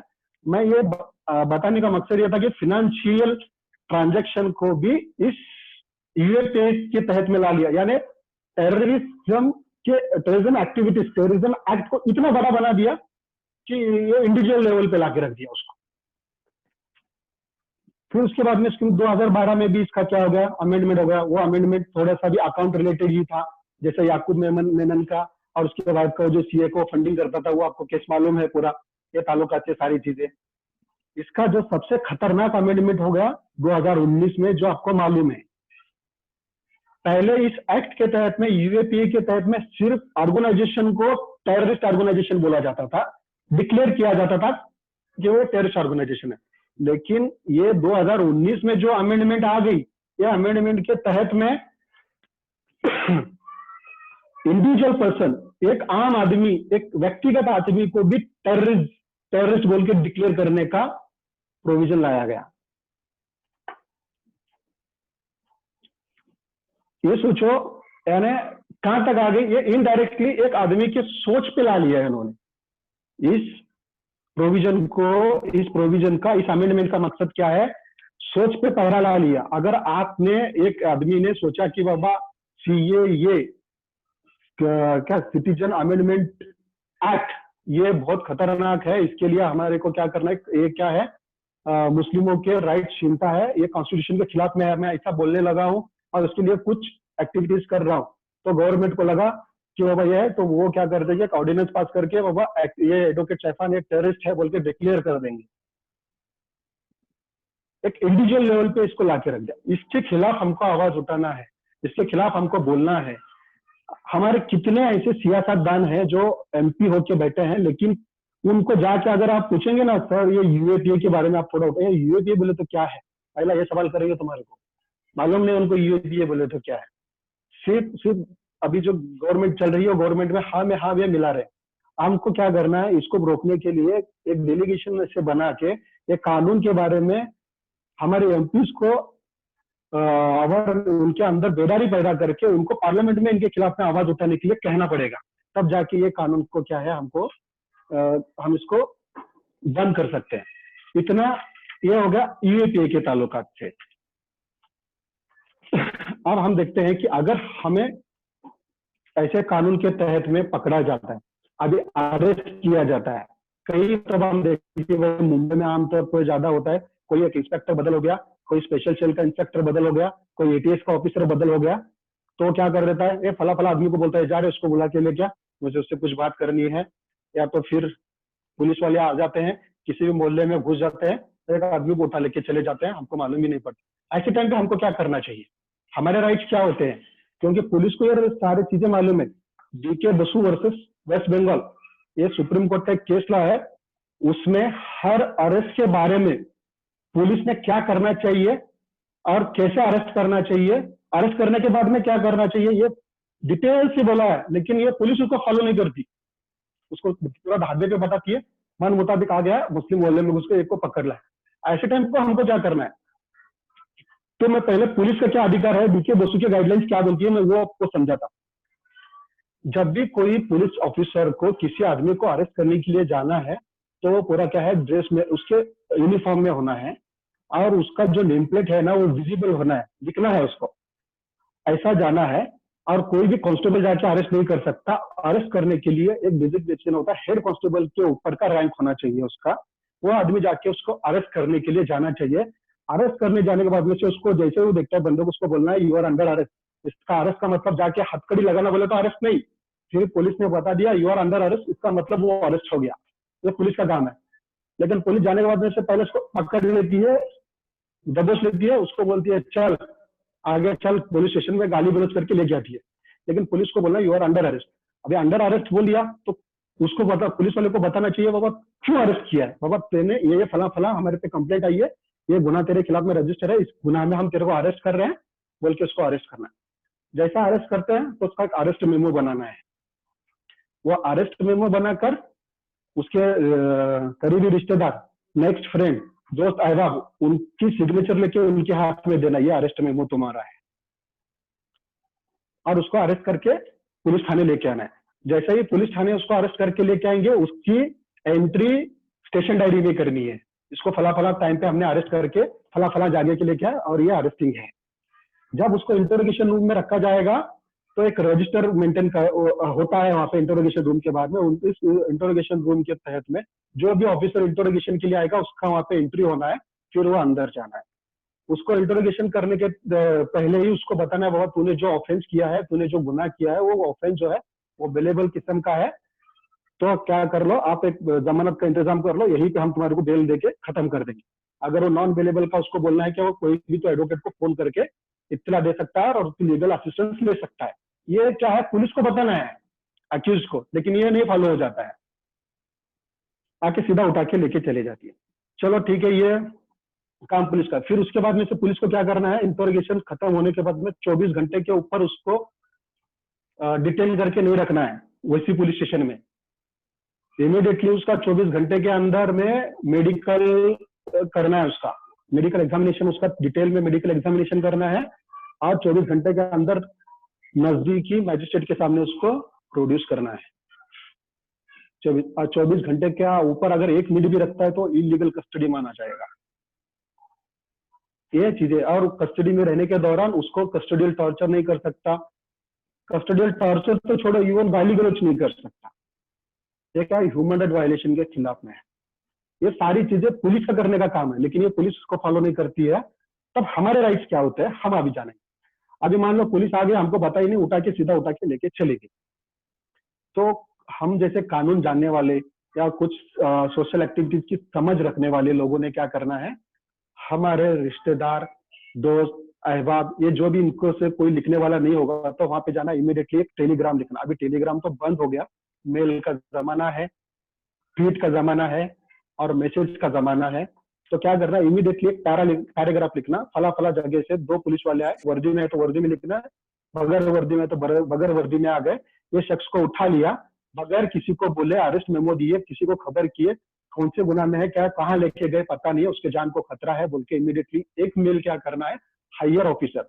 हायर ऑफिसर बोले तो क्या होता है, तुम जिस पुलिस स्टेशन के अंडर में रहते हो उस पुलिस स्टेशन के ऊपर एक एसीपी होगा, एसीपी के ऊपर डीसीपी होगा, डीसीपी के ऊपर सीपी होगा, सीपी के ऊपर डीजीपी होता है, डीजीपी के ऊपर होम मिनिस्टर होता है, होम मिनिस्टर के ऊपर मिनिस्टर होता है। इनको क्या करना है, इमीडिएटली कमिश्नर को एक मेल करना, फिर उसके बाद में होम मिनिस्टर को एक मेल करना, फिर उसके बाद में से कमिश्नर ऑफिसर क्या चीफ मिनिस्टर को मेल कर देना है, और इसी मेल की एक कॉपी इसको हमारे जो हाईकोर्ट है, कंसर्न हाईकोर्ट के चीफ जस्टिस को करना है, और दूसरा state human right commission, national human right commission, state minority commission को क्या करना, इमीडिएटली ये अरेस्ट की खबर भेज देना है। तो पुलिस वाले क्या कर रहे थे, इसको ज्यादा दिन नहीं रखेंगे। ये एक चीज हो गई। और ये चीज होने के बाद में से इमीडिएटली अभी हमको अगर नहीं बोलते हैं, 24 घंटे के अंदर अगर प्रोड्यूस नहीं करते हैं तो हमारे पास क्या हो जाएगा, एक तो रिकॉर्ड क्रिएट हो जाएगा कि इनको इलीगल अरेस्ट हो गया है बोल के, क्योंकि हमने मेल भेज दिया है हायर ऑफिसर को। फिर सीआरपीसी सेक्शन 97 के तहत में एक एप्लीकेशन हम कंसर्न मैजिस्ट्रेट को कर सकते हैं, यानी जिसकी आईपीएस डायरेक्टली हाईकोर्ट जाने की नहीं होती है, वो क्या करना है, एक लोकल लॉयर को पकड़ना है, सीआरपीसी सेक्शन 97 के तहत में एक एप्लीकेशन लिखना है। उसमें क्या होता है, वारंट निकलता है कंसर्न पुलिस स्टेशन को, फला फला आदमी सर्च करो पुलिस स्टेशन को और वो आदमी को मेरे सामने प्रोड्यूस करो। ये इसको क्या बोलता है, छोटा हेवियस कॉर्पस बोलेंगे इसको, जो 97 सीआरपी के तहत में जुडिशियल मैजिस्ट्रेट फर्स्ट क्लास के सामने चलेगा। अगर किसी की कुवत है, वो इमीडिएटली क्या करना है, हाईकोर्ट को भागना है 24 घंटे के ऊपर, उसको मैं रीट क्या हेबियस कॉर्पस रीट लगाना है। जैसे ये रीट डालोगे तो 24 घंटे के अंदर हाईकोर्ट भी ड्यूटी बाउंड है ये रीट पिटिशन को सुने। फिर हाईकोर्ट क्या करेगा, concern direct commissioner of police को ऑर्डर करेगा कि बाबा ये आदमी की बॉडी मेरे सामने लाओ। हेबियस कॉर्पस का मीनिंग क्या होता है, इंग्लिश में ये क्या लैटिन टर्म है, इसका मतलब है show the body before the court. वहां पे पर्सन नहीं बोला गया, वहां बॉडी बोला गया, यानी डेड और अलाइव। ये आदमी, इस नाम का आदमी को जिंदा या मुर्दा मेरे सामने पेश करो, ऐसा कोर्ट आदेश करेगा। तब क्या हो जाएगा, इसका जो टॉर्चर हो जाएगा ना, ये टॉर्चर से ये बच जाएगा। ठीक है, चलो मान लो 24 घंटे के अंदर उसको प्रोड्यूस कर दिया अभी पुलिस वाले ने, तो कस्टडी में तो उसको मेहमान नवाजी की तरह उसको चाय पानी बिरयानी तो नहीं खिलाया होगा, उसको मारा गाली गलौज किया होगा। तब क्या करना है, जैसे इसको कोर्ट में प्रोड्यूस करते हैं तो उस अक्यूज ने जज को हाथ उठाकर कंप्लेंट करनी है, जज साहब मुझे कुछ, जज का ड्यूटी बाउंड है कि बाबा तुमको जब पुलिस कस्टडी में लेकेगा, जो पुलिस वाले जिस आरोपी को कोर्ट के सामने पेश करते हैं, तब जज क्या करता है, आरोपी को पूछता है आपको पुलिस के खिलाफ में कुछ शिकायत है, कस्टडी में आपको टॉर्चर किया है, तब उसने क्या करना है, हाथ उठा के बोलना है हाँ मुझे शिकायत है, क्योंकि कस्टडी में पुलिस ने मुझे गाली गलौज किया, मेरे को जातिवाद पे गाली दी, मेरे माँ बहन पे गाली दी, मुझे मारा पीटा, मुझे खाना नहीं दिया, मुझे सारे कपड़े निकाल के सिर्फ निकर पे मुझे बिठाया, ये सब पूरा ह्यूमिलेशन किया, ये सब पूरी चीजें क्या करना, रिकॉर्ड पे रखना। ठीक है, फिर उसके बाद में से अगर उसको मारा पीटा जाता है तो वकील को बोल के उसका री मेडिकल एग्जामिनेशन के लिए अर्जी लगवाना, उसके री मेडिकलेशन एग्जामिनेशन करवा लेना। उसके बाद में से उसको क्या कर देना है, रिकॉर्ड पे लाके उस पुलिस वाले के खिलाफ में केस फाइल कर देना। अगर ये भी नहीं होता है उस वक्त पे, चलो अपन बेल अगर उसको मिल जाती है, बेलेबल हो गया, मार किया, तो फौरन जाना सरकारी अस्पताल में, जाके उनसे फुल बॉडी चेकअप मेडिकल करके लेना, उसका रिपोर्ट लेना, रिपोर्ट लेके कंप्लेंट लिखे स्टेट ह्यूमन राइट कमीशन में कंप्लेंट फाइल कर देना, नेशनल ह्यूमन राइट कमीशन में कर देना। अगर स्टेट ह्यूमन राइट में कर दिए और नेशनल में भी कर दिया, अगर दोनों में से किसी ने एक ने कॉग्निजेंस लिया तो दूसरा कॉग्निजेंस नहीं ले सकता, फिर उसी का एक प्राइवेट कंप्लेंट बना के कोर्ट में दाखिल कर देना। ये क्या हो गया, एक तरीका हो गया ये अरेस्टिंग का, नॉर्मल अरेस्टिंग का। अब मैंने आपको बताया जैसे कि पुलिस वाले जब उसको अरेस्ट कर लेते हैं, जब उसको रिमांड पे लेते हैं, रिमांड पे लेने के बाद में से काले कानून के तहत में अगर पुलिस के सामने अगर आप कबूली जवाब देते हो तो वो आपके खिलाफ में एविडेंस माना जाएगा। नॉर्मल कानून में पुलिस के सामने गवाही मानी नहीं जाती, लेकिन यूएपीए के तहत में, बोका के तहत में, एमसीओसी के तहत में पुलिस के सामने जो आप स्टेटमेंट दोगे डीएसपी लेवल के रैंक के ऑफिसर के सामने, वो आपके खिलाफ में एविडेंस बोल के माना जाएगा। वो आपका कबूली जवाबनामा ही काफी है आपको फांसी चढ़वाने के लिए। इसके लिए जितना भी टॉर्चर किया जाए, हर टॉर्चर को सहना और उसको बोलना और कबूली जवाब बिल्कुल नहीं देना, ये हमारे को पहली चीज करना है। गुनाह कबूलना नहीं, जितना ही टॉर्चर करे, कितना ही गंदा टॉर्चर करे, उनको इतना ही बोलना है आप जो कर रहे हो ये क्या है, कानून के खिलाफ है, ये कानून के में बैठता नहीं है, इसके खिलाफ में मैं ह्यूमन राइट कमीशन में मैं कंप्लेंट कर सकता हूँ। इतना आपको क्या करना है, उस पुलिस वाले को बता देना है। ठीक है, फिर अगेन हमको क्या कर सकते हैं इसके बारे में, ये अरेस्टिंग के हो गया, फिर बेल का प्रोविजन आ गई। फिर बेल कैसे मिलेगी हमको, तो हमको क्या करना है, जो ऑफेंस हमको पता चला बेलेबल है, तो बेल का हम देखेंगे। ऑफेंस दो टाइप के होते हैं, कॉग्निजेबल होता है, एक नॉन कॉग्निजेबल ऑफेंस होता है। कॉग्निजेबल ऑफेंस बोले तो क्या, संगीन अपराध होता है, एक असंगीन अपराध होता है। संगीन अपराध का मतलब हम कॉग्निजेबल ऑफेंस बोलेंगे तो बोलेंगे मर्डर, डेथ, डकैती, बम ब्लास्ट, ये सारी चीजें क्या हो जाती है, ये कॉग्निजेबल ऑफेंस में आ गई। अभी नॉन कॉग्निजेबल ऑफेंस में किसी को गाली गलौज करना, किसको मार काटने की धमकी देना, किसी को पीटना या तो किसी को थप्पड़ लगाना, ये नॉन कॉग्निजेबल ऑफेंस में है।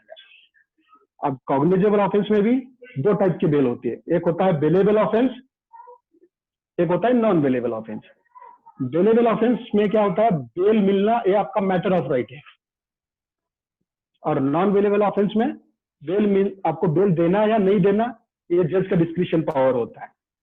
अब बेल हमको जो बेलेबल ऑफेंस में हमने जो गुनाह किया है, अगर आपको बेल भी नहीं दिया था, तो जो पुलिस वाले ने बेल आपको देने से इनकार कर दिया, उसके खिलाफ आप कंप्लेंट कर सकते हो, शिकायत दर्ज कर सकते हो कि वो मुझे बेलेबल ऑफेंस में इसने क्या किया है, डिटेन करके रखा है, जो इंस्पाइट मुझे बेल देकर मुझे छोड़ना था, लेकिन इसने जबरदस्ती का मुझे बेल न देते हुए मुझे इलीगल हिरासत में रखा है बोलकर कोर्ट में रिट पिटीशन फाइल कर सकते हो उसके ताल्लुकात से।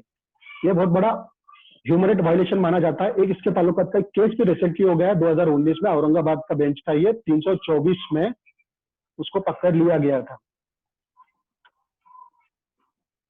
ठीक है, जब उसको पकड़ लिया गया था तो उसको बेल देना था, तो पुलिस वाले ने उसको बेल नहीं दिया, दूसरे दिन कोर्ट में लाया, कोर्ट ने बेल दिया, लेकिन उसने हाईकोर्ट में उसका रिट पिटीशन फाइल कर दिया, उसको 25,000 रुपए कंपनसेशन मिल गया, और वो 25,000 पुलिस की सैलरी में से कट करने का ऑर्डर हो गया है ना। इस तरीके से जो हमारे ये होती है ना, जो लीगल राइट है उसको हमको एक्सरसाइज कर लेना पड़ता है। और bailable offence, non bailable offence में क्या होता है, आपको कोर्ट के सामने प्रोड्यूस किया जाता है। नॉन बेलेबल ऑफेंस का एग्जांपल हो गया मर्डर, डकैती, रेप, ये क्या है, नॉन बेलेबल ऑफेंस है। आपको बेल देना या नहीं देना, आप बेल एप्लीकेशन में वकील के जरिए बेल लगा दो, आपको बेल देना नहीं देना कोर्ट का लुकआउट है। ठीक है, ये हो गया हमने देख लिया अरेस्ट के बारे में, अरेस्ट के बाद में बेल के बारे में। अब हम देख लेंगे थोड़ा सा एफआईआर के बारे में। एफआईआर बोले तो क्या ये सबको मालूम है, मुझे ज्यादा बताने की जरूरत नहीं। फर्स्ट इंफॉर्मेशन रिपोर्ट होती है। एफआईआर का मतलब क्या था है, कोई भी घटना का जानकारी किसी भी नजदीकी पुलिस स्टेशन को देना, उसको बोलते हैं एफआईआर। अभी एफआईआर में क्या होता है, एफआईआर कौन से इसमें होती है, कॉग्निजेबल ऑफेंस में ही एफआईआर होती है, नॉन कॉग्निजेबल ऑफेंस में एनसी होती है, और कॉग्निजेबल ऑफेंस में एफआईआर होती है। अभी कई मरतबा हमने फेस किया होगा कि बाबा हम पुलिस स्टेशन जाते हैं, लेकिन पुलिस वाले हमारी एफआईआर रजिस्टर ही नहीं कर लेते हैं, बोलते हैं आ जाओ, कल आओ, साहब नहीं है, परसों आओ, ऐसे हमको सवालात मिलते हैं। तब हम क्या कर सकते हैं कि बाबा हमको एफआईआर रजिस्टर करवाना ही है।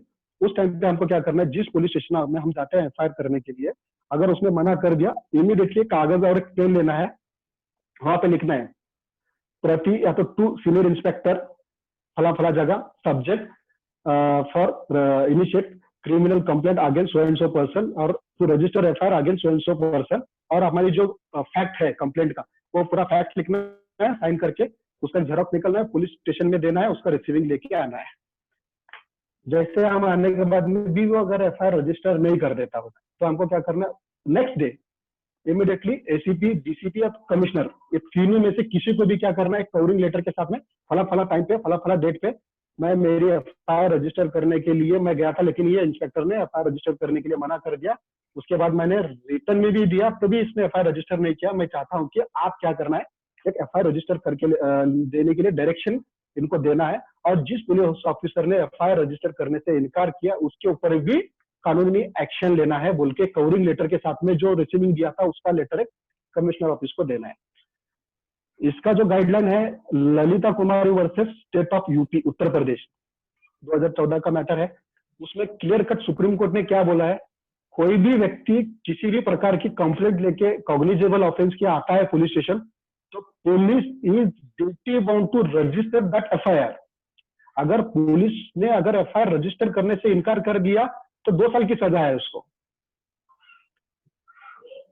ये कौन से केस लॉ में बोला गया, ये ललिता कुमारी में बोला गया। सुप्रीम कोर्ट ने क्लियर कट गाइडेंस दिया, अगर कोई भी बंदा संगीन अपराध की आपको जानकारी देता है तो आप पहले इसको एफआईआर रजिस्टर करो, बाद में इन्वेस्टिगेशन करो वो अपराध हुआ है या नहीं हुआ, लेकिन एफआईआर पहले क्या करो, रजिस्टर करो।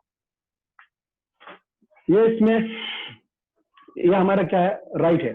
फिर उसके बाद भी अगर सीपी को भी आपने एप्लीकेशन दिया फिर भी एफआईआर आपकी रजिस्टर नहीं होती है, तो आपको दूसरा ऑप्शन क्या है, कोर्ट को अप्रोच करना पड़ेगा अंडर सेक्शन 156 ऑफ सीआरपीसी 156(3) के तहत में कोर्ट को अप्रोच करके हमको एफआईआर रजिस्टर करने के लिए डायरेक्शन लेना पड़ेगी। ये हो गया हमारे ऊपर। अब हम थोड़ा सा इसको जाने के बाद में हम देखते हैं एक कॉमन प्रॉब्लम हम बहुत ज्यादा फेस करते हैं, ज्यादा करके मुंबई मराठवाड़ा, पूना इस एरिया में और थिकली पॉपुलेटेड मुस्लिम एरिया में। कोई भी ऑफिसर आता है बिंदास आके किसी को भी बुलाता है, उसके पर्सनल डिटेल्स लेना शुरू कर देता है। उसका नाम क्या है, पिता का नाम क्या है, बाप का नाम क्या है, कितने बीबियां हैं, कितने बच्चे हैं, कितने साले हैं, कितने सालियां हैं, ये सारी चीजें जानकारी, कितने पासपोर्ट है, ये सारी जानकारी वो उसका एक लेके एक सी फॉर्म के तहत में उसको रजिस्टर स्टोर करके रखने का एक तरीका होता है। और किसी भी केस में इंक्वायरी करने के लिए किसी को भी डायरेक्टली जाके उसको पुलिस स्टेशन से कांस्टेबल को भेज के बुलवाता है। तब हम नहीं जाना है, हम क्या उसके दामाद नहीं है पुलिस वाले के, जब भी वो हमको बुला लेगा घर पर पुलिस स्टेशन में जाके, और हम उसको जाके चलो ठीक है बाबा बोलो हमको क्या करना है बोल के, हम सीधा साफ मना करना है। अगर कानून, उसकी कानून इजाजत नहीं देता, अगर कानून क्या बोलता है, अगर किसी व्यक्ति को आपको किसी ऑफेंस के रिलेटेड इंक्वायरी के लिए बुलाना है तो आपको क्या करना है, नोटिस देना है उसको। और नोटिस 3 टाइप की नोटिस होती है। अगर कोई विटनेस का स्टेटमेंट लेने के लिए उसको बुलाना है या तो उसके पास से कुछ डॉक्यूमेंट लेने के लिए बुलाना है तो सीआरपीसी सेक्शन 91 के तहत में पहला एक नोटिस दे सकता है। अगर कुछ ऑफेंस के रिलेटेड उसको इंक्वायरी करने के लिए बुलाना है और उसमें भी वो ऑफेंस में वो भी इन्वॉल्व है तो 160 सीआरपीसी 160 आप सीआरपीसी के तहत में एक नोटिस आती है कि बाबा वो निकलेगा कि to so and so XYZ residential so and so you are directed to attend the investigation before this officer because you are acquainted to some offense and some incident। ऐसा बोल के उसको क्या कर देगा, नोटिस इश्यू करेगा। वो notice लेने के बावजूद ही उसके पास जाना है। कोई भी आके बोलेगा आपको साहब ने बुलाया है, मैं बोला मैं नहीं आता, उनको साहब को, आपके साहब को बोलो मुझे पहले नोटिस दे दे क्यों बुलाया और किस वजह से बुलाया, तब मैं आऊंगा। चलो ठीक है, हमको नोटिस मिल गई, फिर हम वहां पे चले गए। तो वो पुलिस अगर जो भी सवाल पूछे तो उसको जवाब देने के लिए हम बाध्य नहीं है, हम बाइंडिंग नहीं है। क्यों दे हम सारे सवालों का जवाब, नहीं देना है। राइट टू साइलेंस, ये हमारा राइट है। अगर कोई सवाल हमको नहीं, सवाल का जवाब नहीं मिला है तो हम साइलेंस रख सकते हैं। ये कौन बोलता है, कानून बोलता है। ये कॉन्स्टिट्यूशन ऑफ इंडिया का आर्टिकल 20 सब क्लॉज 3 ये बोलता है कीप राइट टू साइलेंस। आपको ही आपके ऑफेंस में आपको ही एविडेंस अरे विटनेस बोल के यूज नहीं कर सकते। तो हमको क्या इंक्वायरी में जब आती है, हमारी इंक्वायरी में हमको क्या जानकारी देना है और कितनी जानकारी देना है, ये मैं आपको बोल देता हूँ। पहला हमको हमारा नाम बताना है, आपका उम्र बताना है, ऑक्यूपेशन बताना है, कहाँ रहते हैं वो बताना है, बाप का नाम क्या है वो बताना है, बाप क्या काम करता है वो बताना है, और बाप कहाँ रहते हैं, डैडी कहाँ रहते, ये चीजें बताना है। फिर उसके बाद में से बाकी की चीजें आप नहीं बताए तो भी चलेगा। आपका पासपोर्ट नंबर नहीं बताना है, आपके फैमिली दीदी के डिटेल्स नहीं बताना है, ससुराल के डिटेल्स नहीं बताना है, दोस्तों के डिटेल्स नहीं बताना है। उनको बोलना है अगर ये डिटेल चाहिए तो आप मुझे लिख कर दीजिए, मैं आपको ये डिटेल चाहिए, मैं मेरे लॉयर से कंसल्ट करूंगा और बाकी की डिटेल्स मैं आपको दूंगा। ये जो 8-10 डिटेल्स है, इतना ही डिटेल्स हम उनको देना है। पूरा नाम क्लियर सच में सही में देना है। अगर गलत नाम दोगे तो जगह पे अरेस्ट कर लेगा तुमको। जो देना है सही देना है, क्योंकि हम कुछ गलत करते नहीं है तो नहीं देना है। ये हमारा क्या है, इंक्वायरी में जब जाते हैं, इंक्वायरी से आते हैं तो ये हमारे को फॉलो करना पड़ेगा। बगैर नोटिस का कोई नहीं जाएगा, ठीक है। अब किसके सवाल है तो मुझे पूछ सकते हैं, अगर और कुछ लेना है तो और 1 आवर लगेगा इसको कंप्लीट करने के लिए। हम ये इसको कट करेंगे, अगर कुछ आगे नेक्स्ट सेशन होगा तो नेक्स्ट सेशन में इस पे एडवांस में लेंगे। जज़ाकल्लाह एडवोकेट सैफान साहब। अभी मैं रिक्वेस्ट करूंगा पार्टिसिपेंट से कि जो भी उनके क्वेश्चंस है वो एडवोकेट सैफान से पूछ सकते हैं और वो उनके आंसर्स देंगे। जज़ाकल्लाह खैर।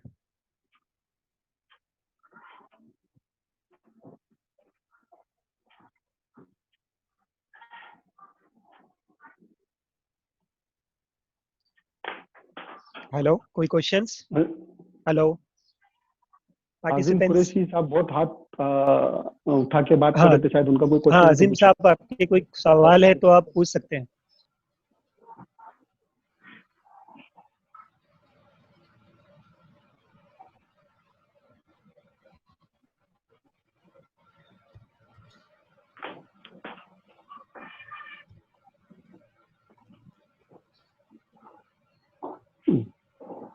कॉम्बिंग ऑपरेशन के बारे में एक सवाल आ गया है, ये बहुत अच्छा सवाल है और इसका आंसर देना भी बहुत जरूरी। आजकल क्या हो जाता है, अब ये कॉम्बिंग ऑपरेशन हम लोग सुनते हैं कि जहाँ दिल्ली में भी कॉम्बिंग ऑपरेशन हो गया, मेरठ में कॉम्बिंग ऑपरेशन हो गया, लखनऊ में कॉम्बिंग ऑपरेशन हो गया। और जब ये भीमा कोरेगा हो गया तो मुंबई के कुछ एरिया में, चेंबूर में कॉम्बिंग ऑपरेशन हो गया, और भीमा गांव कोरे के एरिया में कॉम्बिंग ऑपरेशन। कॉम्बिंग ऑपरेशन मतलब क्या होता है? Large scale of arresting. Police officers direct घुस जाते हैं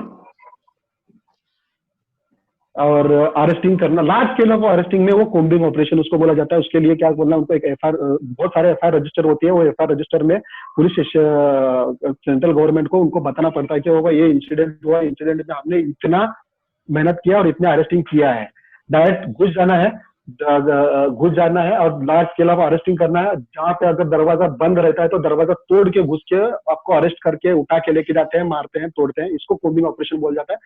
ये कि लिटरली ये गलत है, ये अगेंस्ट लॉ है, लेकिन ये पुलिस वाले इसको कर देते हैं। लेकिन इसके खिलाफ आवाज उठाना हमारा काम है।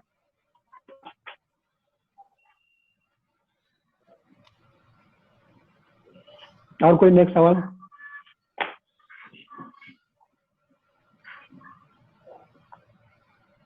नहीं है तो हम लोग इसको,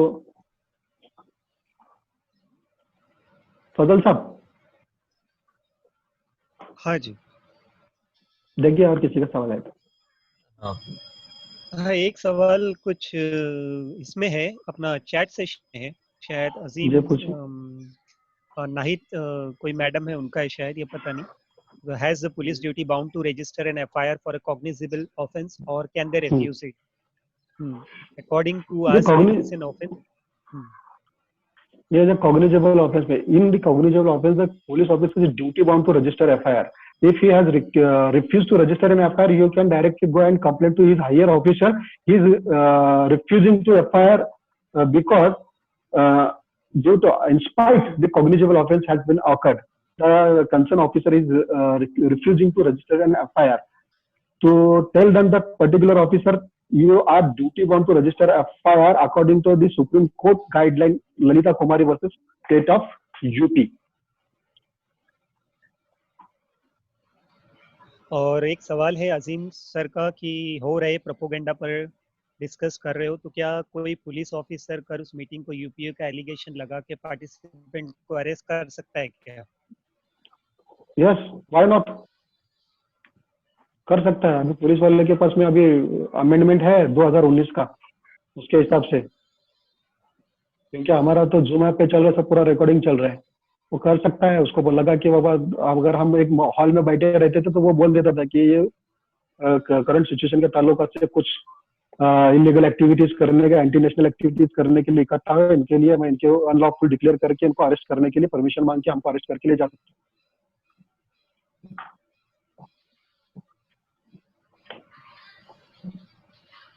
और एक सवाल है कि what is private complaint? Private complaint मैंने आपको, कंप्लेंट दो टाइप के होते हैं, ये अदर देन पुलिस रिपोर्ट, उसको प्राइवेट कंप्लेंट बोलते हैं। Private complaint in the sense क्या होता है, अभी मान लो कि मेरे घर में चोरी हो गई है, वो चोरी का रिपोर्ट मैं जाके कर रहा हूँ, लेकिन मुझे पुलिस के ऊपर भरोसा नहीं कि पुलिस वाले इसको कहां तक इन्वेस्टिगेशन करेंगे, लेकिन मेरे पास पूरा इनफ है कि मेरे जो नेबर है ना, उसने चोरी किया, मेरे पास पूरा सबूत है।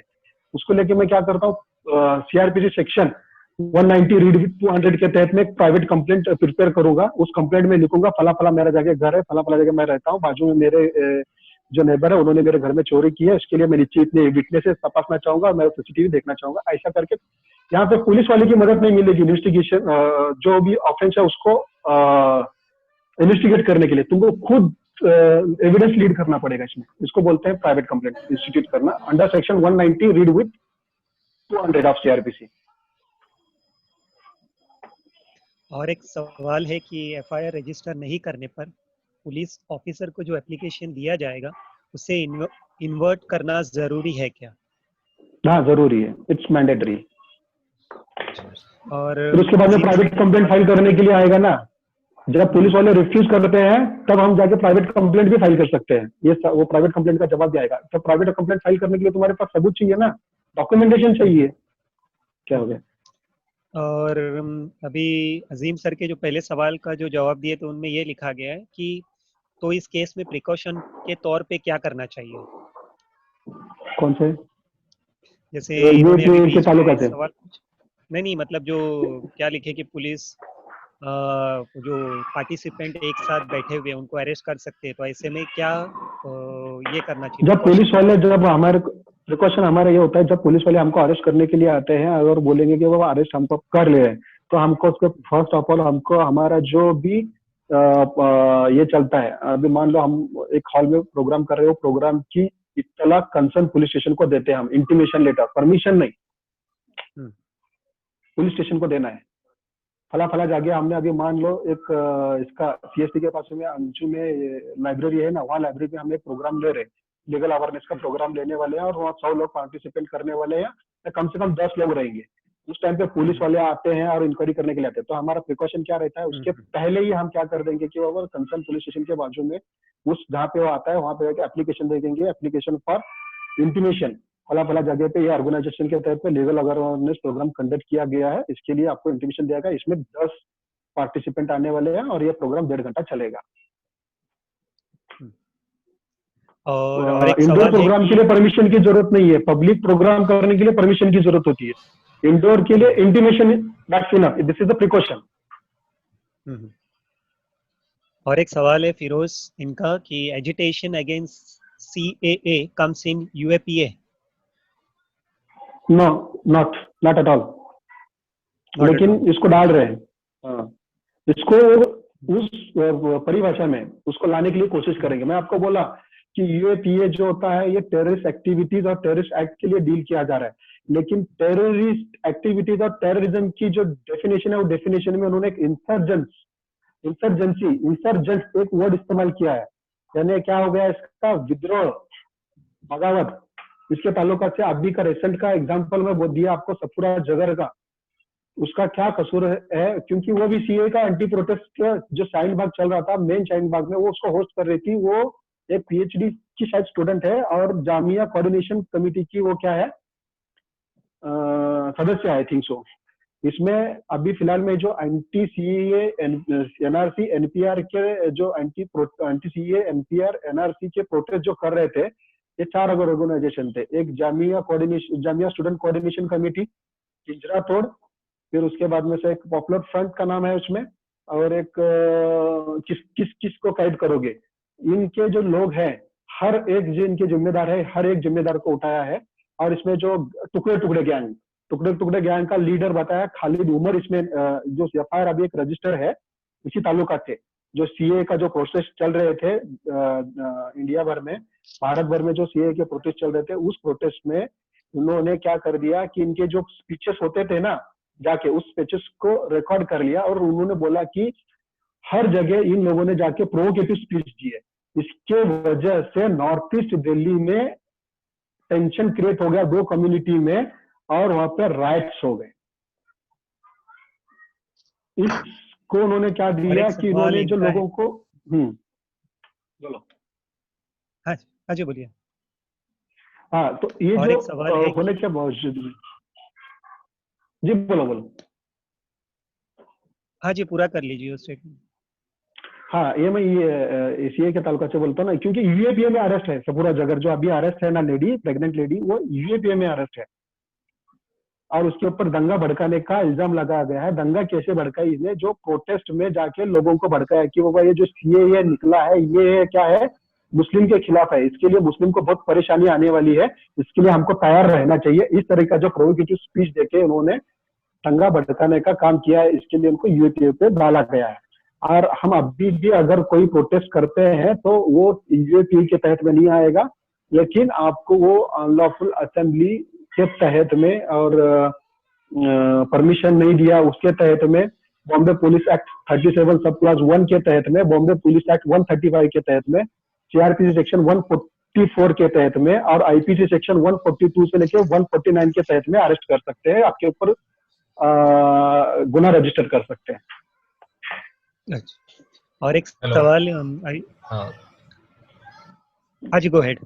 हाँ सर, सैफन सर, मेरा एक ये है कि अगर सोसाइटी में हमारे वीडियो रिकॉर्डिंग है या फिर रोड पे जो रिकॉर्डिंग है, जब कॉमिंग ऑपरेशन का मैंने सवाल पूछा था, तो वो कोर्ट कंसीडर करेगा क्या उसको? डेफिनेटली करेगा कंसीडर। तुम्हारे पास जितना है, तो मैं इसमें एक रेमेडी आपको बोलना भूल गया, अगर मान लो हमारे किसी भी मोहल्ले में और किसी भी जगह पे ऐसी नाइंसाफी होती है, कॉम्बिंग ऑपरेशन होती है, तो हमारे जैसे ऑर्गेनाइजेशन है, अब मान लो एक कानूनी सलाहकार ऑर्गेनाइजेशन है, फिर रूबी फाउंडेशन ये ऑर्गेनाइजेशन है, इन ऑर्गेनाइजेशन का काम ये होना चाहिए, इन लोगों ने क्या करना चाहिए, ऐसे इलाके में, मुस्लिम बहुल इलाके में अपना एक ऑफिस एस्टेब्लिश करना चाहिए और वहां पे ह्यूमन राइट एक्टिविटीज करना चाहिए, डॉक्यूमेंटेशन सेंटर होना है। हम मुस्लिम कौम हमारे पीछे इसलिए है कि हमारे पास कोई भी डॉक्यूमेंटेशन सेंटर नहीं है।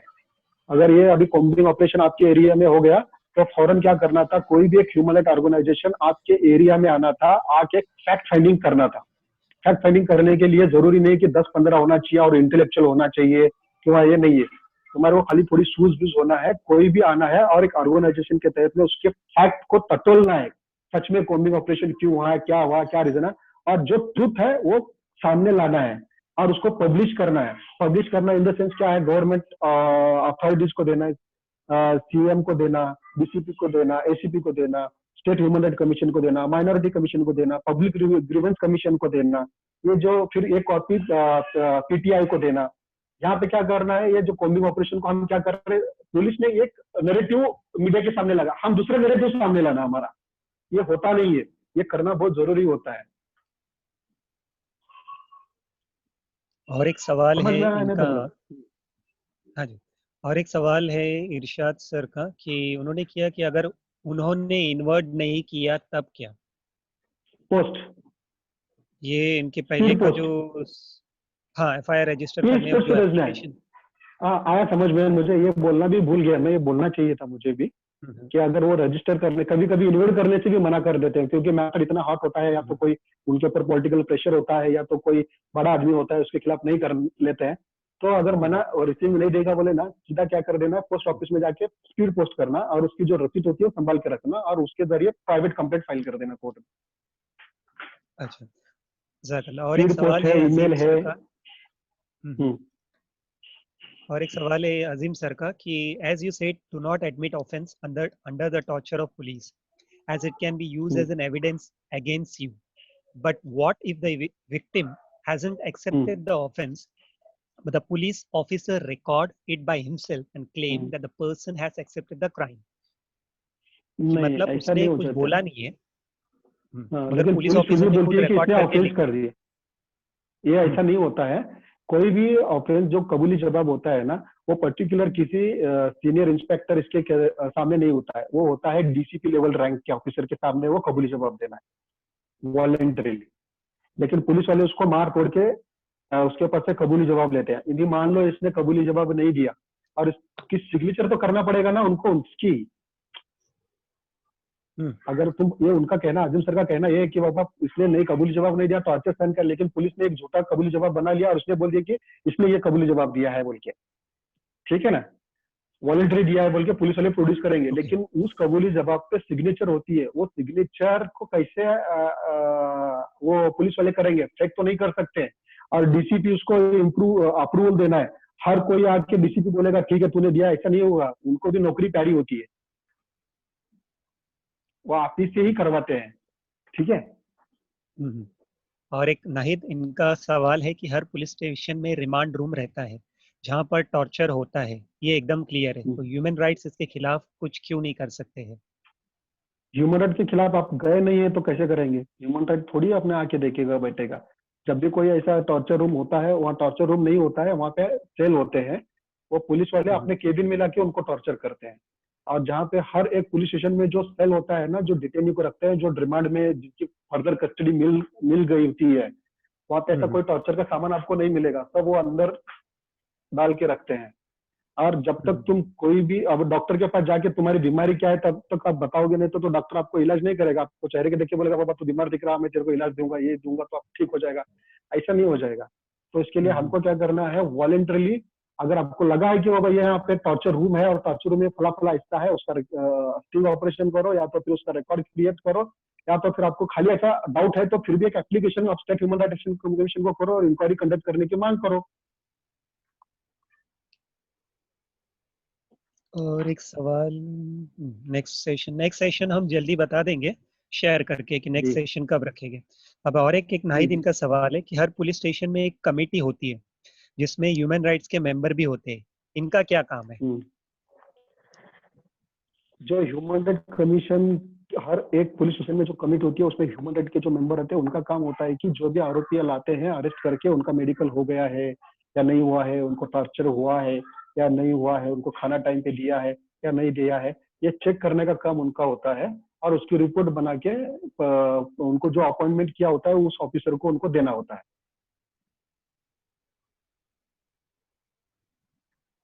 और कोई सवाल ग्रुप में से किसी का? आप लोग माइक ऑन कर सकते हैं सवाल पूछने के लिए। हेलो पार्टिसिपेंट, और कोई सवाल?